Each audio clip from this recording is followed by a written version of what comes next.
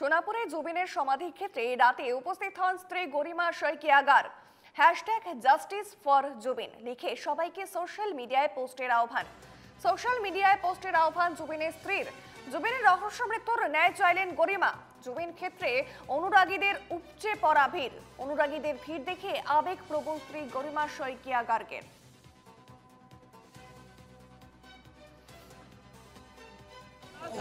Please request.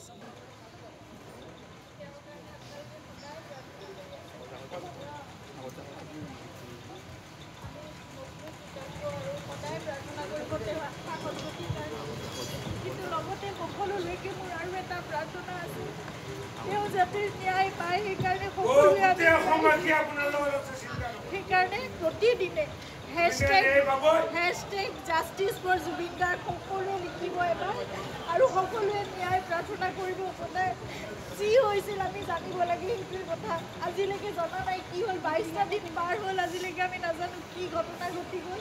কিন্তু আপোনালোকে সকলোৱে লিখিব, আপোনালোকৰ ছ'চিয়েল মিডিয়া আছে, এখন যুদ্ধৰ আমাৰ সকলোৰে এখন হাতত প্লেটফৰ্ম আছে। সকলোৱে প্ৰাৰ্থনা কৰাৰ লগতে আপোনালোকে জাষ্টিছ বিচাৰিব লাগিব। ন্যায়ৰ কাৰণে আমি খুব ধৈৰ্যৰে আমি অপেক্ষা কৰি আছোঁ, কিন্তু সেই ন্যায় আমি পাব লাগিব। সেইকাৰণে সেই যুঁজখনত আমি সদায় ব্ৰতী হৈ থাকিব লাগিব। আপোনালোকক প্ৰাৰ্থনা জনাইছোঁ, #জাষ্টিছ ফৰ জুবিন গাৰ্গ সদায় লিখিব। আপোনালোকে সদায় লিখিব, সদায় দাবী কৰিব, সদায় অনুৰোধ কৰিব, সদায় প্ৰাৰ্থনা কৰিব। কিন্তু আমি কোনো অশান্তি বিচৰা নাই, শান্তিপূৰ্ণভাৱে যাতে ন্যায়